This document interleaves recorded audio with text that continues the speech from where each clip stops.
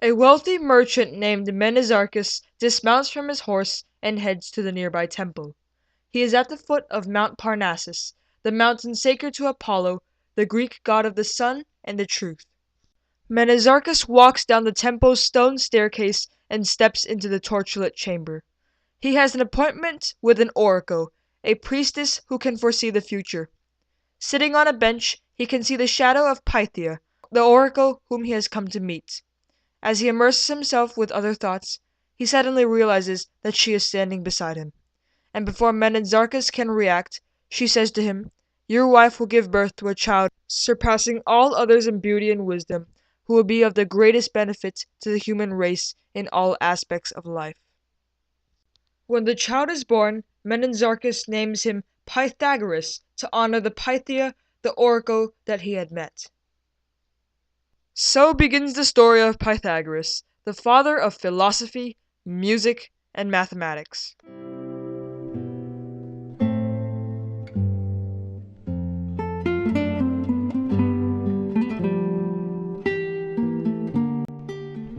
Pythagoras was born on the island of Samos in the Aegean Sea, around the year 560 BC. No one knows the exact date, as most of the facts about his life were recorded many hundreds of years after his death. But we do know that he was born over 2,500 years ago. That was before Christianity was a religion, before paper was invented, and before the first Western democracy was established in Athens. Menizarchus was overjoyed by his son's birth and likely would have hung a giant wreath of olives over the main door of his house. It is also likely that Menizarchus danced around his house naked, carrying the infant Pythagoras, which was the Greek custom of the time.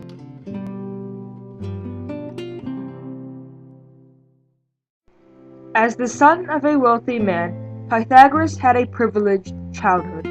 In the early years of his life, Pythagoras stayed home with his mother and played in the courtyard of their house and enjoyed many luxuries. Their furniture was the best. They wore the finest clothing, and they ate off of golden plates. Pythagoras had tutors for a variety of subjects and often traveled with his merchant father to ports all around the Mediterranean Sea. However, when Pythagoras was a teenager, the island of Samos was taken over by Polycrates, a brutal tyrant. Pythagoras was lucky enough to escape to Cyrus, another island in the Aegean Sea. There he studied with Pherecydes, probably the most famous of his childhood tutors. Pherecydes had a deep impact on young Pythagoras and taught him the concept of immortality, that souls move from one body to the next. Pythagoras would later teach this concept himself. Pherecydes also instilled in him a passion for music, an interest that would stay with Pythagoras for the rest of his life. At the age of 18, Pythagoras traveled to Miletus, a town in what is now modern-day Turkey. In Miletus, he studied in the Ionian school, one of the foremost philosophical schools in ancient Greece. This school taught its students to learn through observation and repeatedly test theories. Back then, this was a radical new idea. Today, we call this the empirical method. As a student in the Ionian school, he was taught by Thales, the founder of the Ionian movement and a great mathematician who came up with 5 mathematical theorems in his lifetime. Thales was also famous for having predicted a solar eclipse and determined the size of the sun and moon using geometry. But by the time Pythagoras reached Miletus, Thales was already growing old. So Pythagoras became a student of Anaximander, another one of Thales' students. Anaximander was the first to come up with the idea that Earth was a free-floating body in space and the universe was infinite. Both Thales and Anaximander were great influences to Pythagoras for the rest of his life. When Thales recommended that Pythagoras go study in Egypt, it was no surprise that he agreed. Around the year 538 BC, Pythagoras arrived in Egypt to learn more about mathematics, physics, and astronomy. He spent over a decade in this country, studying mainly geometry as a priest there. But in 525 BC, King Cambyses II of Persia attacked Egypt, taking Pythagoras and the other priests captive. Pythagoras traveled to Babylon in Persia as a prisoner, but was able to continue learning in Babylon with that country's priests, called the Magi. In Babylon, he probably learned what we call today the Pythagorean theorem, among other things. The Magi were experts in predicting astronomical events and applying arithmetic to do so. After 30 years in Egypt and Babylon, Pythagoras was allowed to return to his hometown of Samos. Pythagoras was a bit of a standout when he returned to Samos. He never cut his hair or beard and wore trousers instead of traditional Greek clothing. In Samos, he founded his own school called the Semicircle. He and his students lived simply and they never drank wine, ate meat, or wore leather clothing. Many Greeks, though, were not extremely interested in mathematics and thought that numbers were numbers, unlike Pythagoras, who thought that numbers held significant meaning. But they still held Pythagoras in high regard and asked him for advice on politics and other issues, leaving him with little time to spend with his own students to teach. Little other is known about the semicircle and Pythagoras' short time as a teacher in Samos. Eventually, Pythagoras left the island and boarded a boat to Croton. Croton was a Greek colony in southern Italy, and he hoped to begin a new life there. Little did he know that the people of Croton expected him. They gathered at the harbor and greeted him warmly. In Croton, Pythagoras established the Pythagorean school, where he attracted more followers and attention than ever. Pythagoras thought that knowledge was dangerous in the wrong hands. He created a secret cult-like school that was difficult to join. If someone wanted to become a student at Pythagoras' school, he had to observe how this person treated his friends and family and his capacity to learn. If a person passed this part of the test, he had to take a vow of silence to not speak for the next 5 years.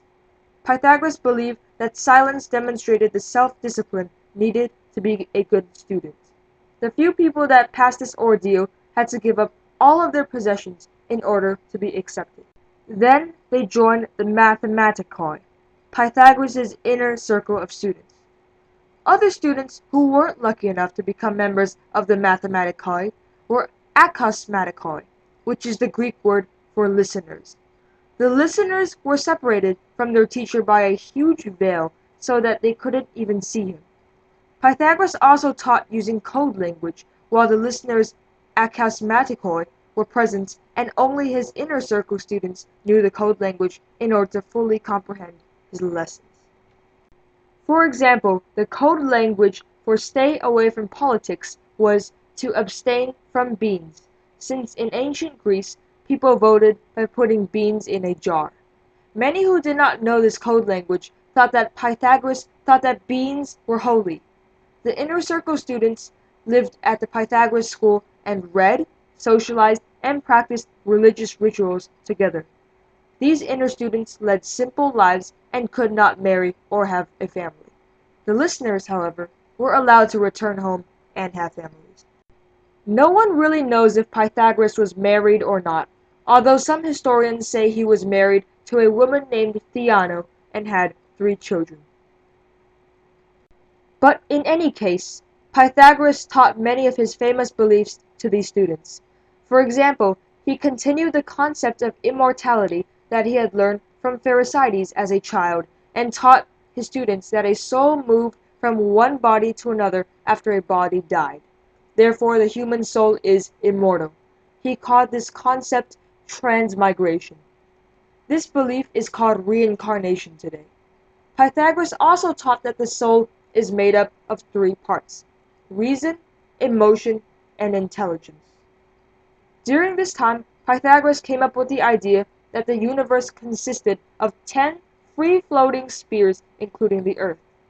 He was the first to propose that the Earth was a sphere, and the idea was revolutionary to the Greeks. Centuries later, Aristotle would watch the shadow of the Earth during a lunar eclipse and confirm Pythagoras' theory. But Pythagoras is perhaps most renowned today for his mathematical contributions. He probably did not come up with the Pythagorean theorem that bears his name, but we know he introduced it to the Western world. He is given credit for it because of that, and the fact that he and his students worked to prove it scientifically. Here's one of several ways to prove it. Create two squares like shown here. Label the outer square sides with A and B, and the inner square sides with C. Then solve. And you will see that this equation eventually becomes the Pythagorean theorem that we know today. Pythagoras was one of the first to propose the idea of the golden ratio, a proportion that is most aesthetically pleasing to the viewer's eye. For example, Leonardo da Vinci would incorporate the golden ratio into the Mona Lisa 2,000 years after Pythagoras' time. You can see that the width of the Mona Lisa's forehead compared to the length of her head forms the golden ratio of 1.618. One of Pythagoras' lesser-known accomplishments was creating the music scale. He found that each note had a different frequency and that by changing the length of the string of an instrument, he could produce different notes. By experimenting with a monochord instrument, he was also able to determine that there were specific ratios between notes and that you can write music by rearranging these ratios. Pythagoras combined math with music to create a musical system that we still use to this day. One story goes that when Croton was being attacked by a nearby city-state, Croton's army called on Pythagoras for help. Pythagoras and his pupils supposedly played special musical tunes that caused the horses to start high-stepping and dancing. Croton later won this battle. Not all ideas that he preached are still followed to this day. For example, Pythagoras believed that mathematics was a male activity and that if women wanted to learn mathematics, they had to draw upon their male element to do so. This kind of thinking is probably why many believe he never got married. Around 500 BC, the Pythagoras' luck takes a turn for the worst. The people of Croton were angry at his school's secrecy and control over their lives. Pythagoras had expelled many people from his school that he deemed as unworthy, and they incited rebellion against the school. Furthermore, many of Pythagoras' students now controlled Croton's government, and the citizens were tired of the control Pythagoras exercised over them. A wealthy man named Cylon, that had been expelled by Pythagoras, led an angry mob to the school and set it on fire. 60 of Pythagoras' students died in this fire, and it is said that Pythagoras' students threw themselves into the fire so that Pythagoras could walk over a human bridge to safety.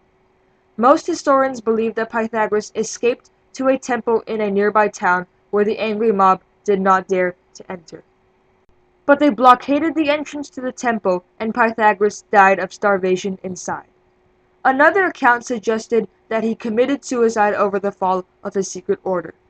Some even think that Pythagoras ran towards a bean field and, having said to abstain from beans, did not go any further and was killed by the angry mob.